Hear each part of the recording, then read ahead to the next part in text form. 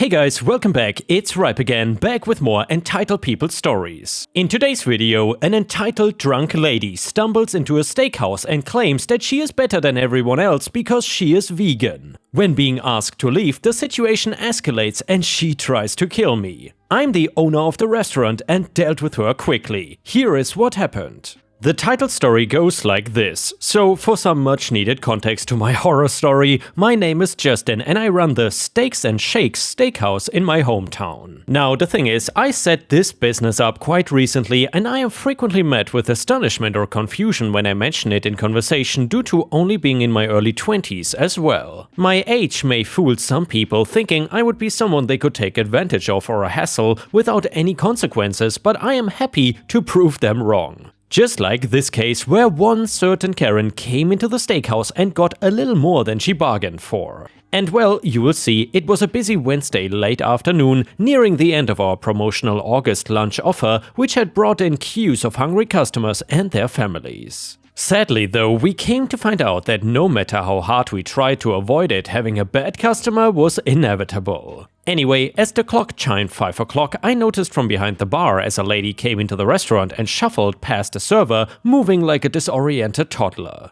By the amount she was swaying and slurring, it was quite obvious that she was drunk already and beginning to draw a lot of attention. After being shown her table, she promptly moved over to the salad bar and began helping herself, stacking the bowl higher than reasonably possible. Making it back to the table with half her salad leaving a green trail across the floor, she finally fell into her chair and took a long look around. Gazing over the other tables, her dreary expression turned to drab outrage as she began to yell at the nearby customers unintelligibly. I quickly made my way over to her to assess the rising crisis, and as I approached I made out that she was upset that everyone was eating meat because she was a strict vegan, and for whatever reason that meant everyone else had to be as well. I guess she also did not see the big sign for the steakhouse out front when she entered. After spotting, she stopped her rant to focus on me directly, ordering me as staff to do something about the situation. Puzzled by what she could expect me to do, I tried to calmly explain things to her but was constantly interrupted by more yelling and based insults. She clearly had more interest in speaking than listening at this point, and out of the corner of my eye I could see a group of customers enter, notice the commotion and then promptly leave, as well as a few crowded tables hurrying to escape with them. I hate these kinds of conflicts, but there was only one way to handle a customer that would not listen. With a wide and polite smile, I spoke in a loud voice in a hope that she would hear rather than dismiss it, asking her to please step outside. She stopped immediately and stared at me wide-eyed in a deafening and uncomfortable silence. As I went to ask again, unsure if she had heard me, she began to yell once more, demanding to speak to my manager and admonishing me for shouting at a customer and saying that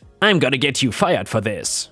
I sighed as I looked back around to call for security, but saw no help waiting for my rescue. Sighing, I turned away from her to look in the staff room. She must have took this as a grave insult, as before I could step away, I felt firm hands push me hard and I stumbled forward, nearly falling on a busy table in the process. The attacks then kept coming. As I stood composing myself, I felt the sudden whack of her handbag against my back, head and neck as she repeatedly struck me in a furious pace. Pretty sick and annoyed of the treatment by now, I raised my hands to protect myself as I turned around, and then as her assault continued still, I moved up and pushed her away from me. Like a baby giraffe still learning its legs, she stumbled, wobbled and fell, unable to keep balance whilst heavily intoxicated. Amidst a crowd of gasps and whispers, I paused, unsure whether to go to security or help the lady up, deciding the latter. But I wish I hadn't. She pushed me back once more and then reached into her handbag and pulled out a revolver, swinging it around the room nonchalantly. The room flipped into utter frickin' chaos. Desperate to keep injuries or fatalities to a low, I barked at her to get her attention. She whirled back and with an itchy trigger finger held me sharply at gunpoint. She was rambling incoherent words but was still incredibly angry, realizing I could not talk her down, and I sprang into action to disarm her. Crouching under, I rose with an uppercut to her elbow, her gun hand was jerked upwards and she let off one gunshot through my ceiling before the pain made her release her grip. With a second strike, I hit the side of her head, aiming to disorient her without leaving any lasting damage. She tumbled around and fell over a nearby chair, breaking it into pieces. In the 30 minutes that followed, my staff and I evacuated the customers, called the police, and held her restrained until they arrived. She woke up screaming for the cops as well, no doubt as eager as I was to press charges on each other, but despite her best efforts, this was not gonna be a good day for Karen. Without evidence, I would have been in a pretty bad situation. Even if the charges did not stick, my reputation would be stained by her visit. However, in this case I was lucky as I got CCTV installed 2 months prior, which captured the incident with high quality picture and a selection of angles. After explaining things to the cops, they restrained and carried Karen off the premises, throwing her into the back of a squad car with great difficulty as she continued to scream and fight. Bad for her, good for me. It helped to make the villain here quite clear. While I thought the stress of the day may put people off their food for a while, over the next week we were insanely busy with service. I guess it helped a little that the Steakhouse was featured by the news channels and local reporters, drawing in new and curious customers. 2 weeks later, our eyes met again across the hall of the courthouse. After a very long trial, the results were certainly conclusive with a majority jury vote. Karen was sentenced to a delayed period of 2 years in jail for carrying, concealing and threatening to use an illegal weapon. It also helped that a number of locals to the area also came forward to act as character witnesses, stating a number of occasions where this Karen had shown to be a horrible person. In addition, she was ordered under advisement to seek anger management or check herself into rehab after her full term. She was hauled out of the room without so much as a grunt. Her fighting spirit had been crushed by the consequences of her actions. Personally, I was happy with the result. There was not a cash settlement, but with business booming and jail on the line, I felt justice had been properly served. I did not expect to see her again on release, but if she had any thoughts about coming back, I would be waiting for her. And yeah, Ripe Stars, I would say that is a fair result, and I am very happy that Karen is now behind bars. Seeing people like this that are so unhinged carrying weapons into public places like restaurants would be really scary for me, honestly. But then again, to be honest, even here in Thailand, where carrying arms is not as common as in other countries, there are actually quite a few guns in the country, even more than most people would assume. I think the last estimate was that there's 10 million guns in the country and the population is like 70 or 80 million, so it's quite a bit. Anyway, the next one is a petty revenge story. Known as the worst gift, at least in German-speaking circles, my mother-in-law got me a scale. My revenge is that by the time she got me the scale, I had already lost my pandemic weight that she was trying to shame me for. I don't see my mother-in-law too often. In April of this year, I finally decided to do something about the 60 pounds/30 kilograms I had gained mostly during the pandemic. I started walking 38 minutes per day, aka 3.35 kilometers on almost every day, and simply cut out dessert on nearly all days. No other change was necessary, and I lost 1 to 2 kilograms per week. And by the way guys, 1 to 2 kilograms per week, that is a ton of weight loss. I'm not sure if that would be the same result for everyone. But anyway, slow and steady wins the race. It was not super easy to keep up either of those changes, but I stuck with it. Then by September, when I caught the virus, I had hit my target weight of 75 kilograms and due to the pandemic actually went down to 69. By the time Christmas rolled around, I've held my weight at 75 kilograms plus or minus 1.5 kgs for nearly 3 months. I got a scale and it works, but it's a little old and worse for wear. My mother-in-law seemed disappointed that her message was not needed and I had already resolved the issue. So at least I enjoyed the petty revenge, already achieving what my mother-in-law was hinting at before she even bought the present. And yeah, Ripe Stars, I actually like this type of revenge, that you do something good for yourself and still get revenge on some evil person. Anyway, if you enjoyed the story so far, please don't forget to like the video and leave a comment, because that would help me tremendously. Thank you so much. The next one is a malicious compliance story. Not my story, but it happened to a friend of mine. Like many Canadians, he worked in a famous coffee chain named after a hockey player, which, please correct me if I'm wrong, is probably Tim Hortons. Anyway, these restaurants can get very busy during the peak times of the day, so patience can run a tad thin in the workers. My friend lived in a small town with a high retiree population. So this coffee house gave me a senior's discount and the seniors knew about it. It was common that they would request their discount along with their order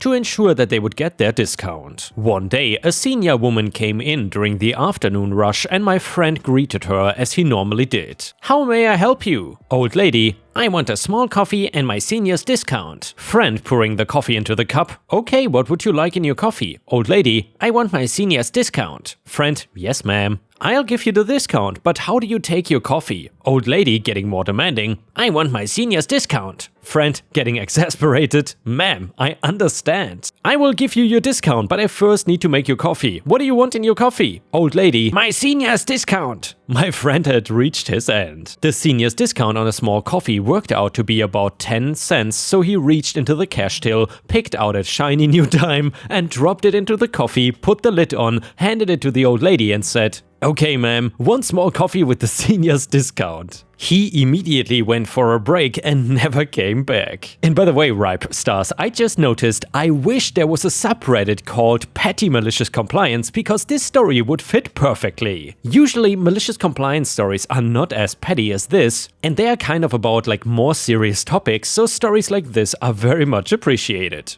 But anyway, the next one is titled, "Yes, I will share the money." This story is the story of a good friend of mine's grandfather and how he dealt with his inheritance in a very unique way. So he had 2 sons and each of them also had 2 sons. In the last half of his life, my friend and me visited him every morning and every evening. You see, he did not want to go into a retirement home, and apart from getting ready in the morning and in the evening, he did not really need help.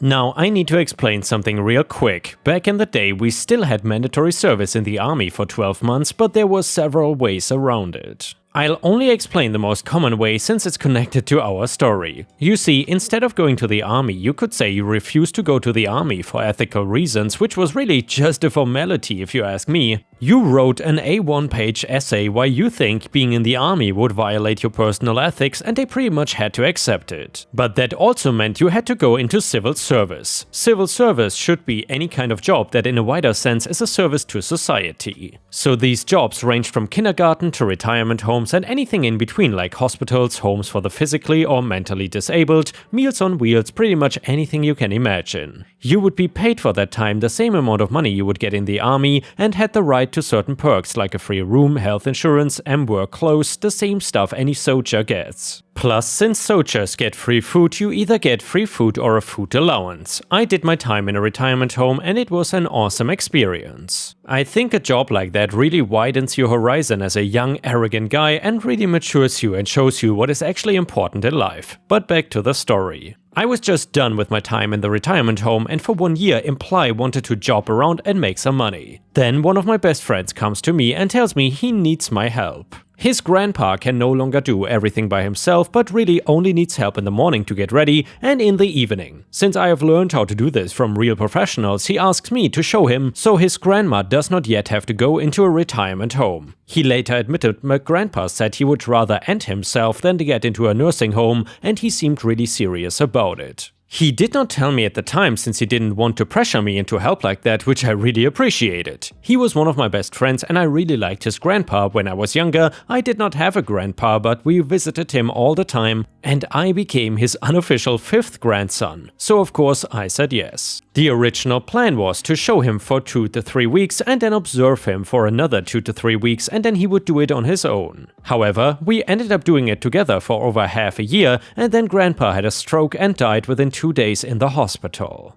2 days later, my friend asked me to come with him to the lawyer where the first will would be spread. His grandpa had specifically asked that his will should be read the day before he gets buried, which is quite unusual, but not illegal as such. I asked why he wanted me there and he told me the lawyer had officially invited me since grandpa had left me something as a thank you for my service. I was a bit embarrassed but also happy that grandpa had thought so highly of my service he even put me in his last will. Now, my friend's dad is an entitled a-hole and the same goes for his uncle. We arrived there and went into the room. My friend is F and you get 3 guesses who me is. Entitled is ED and entitled uncle is EU. ED to me, Why the hell are you here? I know that dad called you his 5th grandkid, but this is for real family. EU, I bet the little gold digger hoped he would get some money in the will. Me, I was asked to be here by the lawyer. Take it up with him. I have no idea why I'm here. ED, if you pulled something to get to his money, I will sue you so hard, even your kid will still need lawyers. F, show some respect and stop shouting. I know you two did not really give a damn about your dad, but show at least a minimum of respect. EU, how dare you talk like that to your elders, you little crap. F, you two get exactly as much respect from me as you showed your own father, which is none. He really shouted the last word and it finally shut the two up. We then sat down and still had to wait for the other 2 grandkids to arrive. The 2 sat right behind us and what they talked about really made my blood boil. Apparently they had both gotten new cars, new jewelry for the wife and had planned a huge holiday. All that was paid for by credit and they had planned to pay for it with the inheritance. None of them even said a word about missing him, being sad that he died, just nothing. Only me, and money, money, money. They seemed to be in competition with who could spend the inheritance faster the way they planned away the money. Then finally we were all there and the lawyer read out a short letter, and what I tell you here is a much shortened version, but the real thing was several pages. So basically it boils down to this. In recent years I more and more realized that some people in my family cared a lot more about me than others. I'm especially disappointed in my 2 sons, but I want to be fair and not biased, so I came up with a point system. Letter/phone call is 1 point plus 1 extra if it is very long. A visit is 2 points per hour plus 1 point per hour of travel to me and back, helping me out with something. 3 points per hour, this is the final result over the last 3 years of my life. ED got 8 points, EU 10 points, EU kid 1 150 points, EU kid number 2 133 points, F brother 288 points, F 7,341 points, and me 5,883 points. My lawyer has already liquidated most of my assets except the house. Once it is sold, the money will be divided by the points, so we know what each point is worth, and then every person gets a share of the money according to his points. For about a minute you could hear a pin drop and then both ED and EU started shouting at the same time that they knew that we would have pulled something and this would never stand. Of course they tried to sue, EU his kids and ED together, but they lost and there was a secret clause. Not really secret, it was simply not read to us that day, so nobody realized it was in there, since we all assumed everything was read to us on that day by the lawyer. In the will, that if someone sues against a will, he loses his share of the inheritance. It took nearly 3 years until all the lawsuits were over. Honestly, I was blown away when we finally got the money. I'm not naming a sum, but it was way more than I felt comfortable accepting, so I wanted to give at least some of it to the other 3 grandkids, but my friend finally convinced me to accept by saying to me, you cared for him when he needed you, without expecting anything for it, which makes you 10 times more his family than any of those guys. They got what they deserved. And yeah, Ripe Stars, I would agree, OP definitely got what he deserved, in this case in a good sense. However, I can also understand why OP feels uncomfortable accepting the large sum. If you would have been in this situation, what would you have done? Would you also have wanted to give some money at least to the other grandkids? Let us know in the comments. Also, if you enjoyed the story, please don't forget to like the video and subscribe to my channel if you haven't already to not miss any of my uploads. And with this, we have reached the end of the video. However, if you cannot get enough of my content, then please don't forget to check out my endless playlist, which has thousands of videos and hours of content. In addition, please don't forget to subscribe to the channel and turn on the bell to not miss any of my daily uploads. Thank you so much, and I will see you again tomorrow.